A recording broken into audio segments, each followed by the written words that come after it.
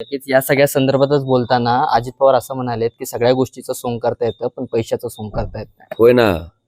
तुम्हाला समृद्धी महामार्ग करायचा असेल तर तुम्ही किती कोटीचं कर्ज काढलं? तुम्हाला शक्तीपीठ महामार्ग आज शेतकरी नको नको म्हणत असताना तुमची आज शेतकऱ्यांना मदत करायची गरज असताना सुद्धा आज सुद्धा त्याची मोजणी करायचा 8 तास कुणासाठी? त्याच्यासाठी किती कोटीचं कर्ज घेणार आहेत?